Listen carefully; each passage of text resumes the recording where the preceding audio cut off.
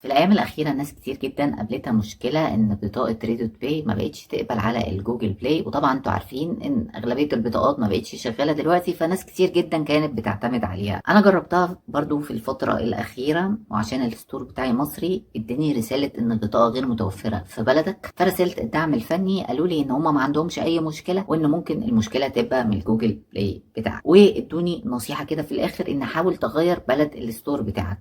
وبالفعل هوريكم في الفيديو ده ان انا هغير الستور بتاعي. انتوا عارفين ان البلد بتاعت فيزا ريدوت باي حتى لو مغير البيلينج ادريس بتاعها هي هونج كونج. هجرب اغير بلد الستور بتاعي لهونج كونج، وهنشوف بقى مع بعض هتقبل ولا لا. وزي ما قلت لك حتى لو حاطط البيلينج ادريس بتاعك امريكا او مصر او اي بلد تانية، فيعني مش هيفرق الموضوع ده لان الفيزا نفسها البلد بتاعتها او بلد اصدارها ايه. هنشوف المشكله بقى هتبقى من ريدوت باي نفسها ولا من جوجل بلاي نفسه، واديكوا شويه نصايح كده عشان تتخطوا المشاكل اللي بتقابلكم، ونشوف مع بعض ايه ارخص ستور، لانه اكيد طبعا ان الستور المصري بيعتبر من اوفر الستورز اللي موجوده في الشراء، لكن يعني ان حاجه تشتغل افضل من ان هي ما تشتغلش خالص. يلا بينا ندخل على طول في الشرح العملي. مبدئيا كده انت لازم في البدايه تقفل الحساب بتاع المدفوعات بتاعك على الجوجل.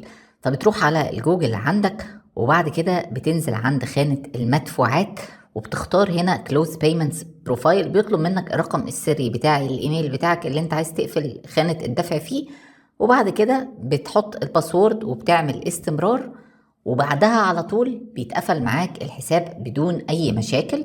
وبالتالي كده انت عملت اول خطوة ان انت تقفل الحساب بتاع المدفوعات بتاعك. تاني خطوة دلوقتي زي ما قلتها لكم في الفيديوهات اللي فاتت، خلي بالك انت دلوقتي مثلا عايز تعمل بلد الدفع هي هونج كونج، فانت لازم تخلي عملة الدفع في ريدوت باي هي هونج كونج. ليه؟ عشان اي معاملة تتم معاك لو انت رايح تدفع على موقع بنفس عملة الدفع بتاعت الفيزا هيخصم منك 1% بس. اما لو عملة الفيزا كانت دولار فساعتها هتضطر ان انت يتخصم منك 2%. طب وعلى ايه؟ ما تدخل على ريدوت باي وتختار الكرنسي وتختار العملة الافتراضية بتاعتك اللي هي هونج كونج او الاتش كي دي، الهونج كونج دولار، وعلى طول بتضغط عليها ودي بتبقى العملة الافتراضية بتاعتك. وبعد كده هرجع على طول على حسابي بتاع الجوجل بلاي، وبعد كده هضيف بيانات الدفع بتاعتي.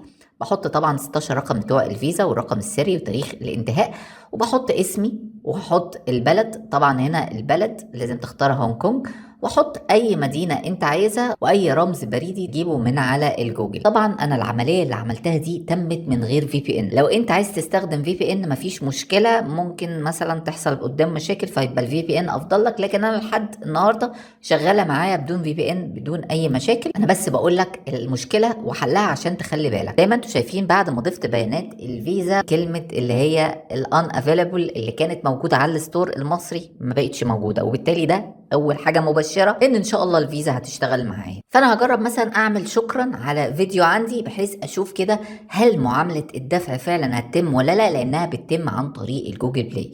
فدخلت على فيديو من الفيديوهات اللي عندي وضغطت هنا على ثانكس. زي ما انتم شايفين ظاهر لي الاتش كي، معناها ان العمله اللي ظاهره الهونج كونج، وبالتالي كده كل حاجه ماشيه تمام. وبيقول لي اختار المبلغ اللي انت عايز تدفعه، فبقول له والله انا عايز مثلا 25 ادفعهم، وبعد كده بضغط على باي اند سند. وبعد كده بيقول لي انت متاكد؟ ظاهره بيانات الفيزا من الجوجل بلاي اهو، وبياكد عليا ان انا عايز اعمل المعامله دي. فهضغط هنا على باي. في ثواني بسيطه تمت المعامله بنجاح اهو، بيمنت سكسسفول. وزياده تاكيد كمان عشان تشوفوا العمليه بنفسكم، هتلاقوا في رساله مبعوتالي من ريدوت باي ان في خصم 25 دولار من عمله الهونج كونج. ودخلت دلوقتي فعلا على حساب ريدوت باي لقيت فعلا ال 25 دول مخصومين، اللي هو بما يعادل 3 دولار و26 سنت، اللي هي زود عليها الواحد في المية عشان نفس العملة. وحتى لو دخلت على العمليات الخاصة بالكارت عندي هتلاقوا فعلا في 25 اتش كي دي موجودة على الجوجل يوتيوب. وبالتالي كده تمت المعاملة بنجاح. حل سهل جدا وبسيط جدا لكل الناس ان هم يقدروا يستخدموه لحد بقى ان شاء الله ما البطاقات ترجع قدام. انت تقدر تستخدم كده البطاقة براحتك زي ما قلت لك، انا استخدمتها من غير في بي ان. انت عايز تستخدمها في بي ان زيادة اطمئنان، اختار البلد اللي انت عايزها. بس في حاجة عايزة اقولها لكم دلوقتي، طبعا يعني اكيد الستور المصري هو ارخص ستور، فعشان نتكلم على ارخص استورات فهي هتبقى الهونج كونج.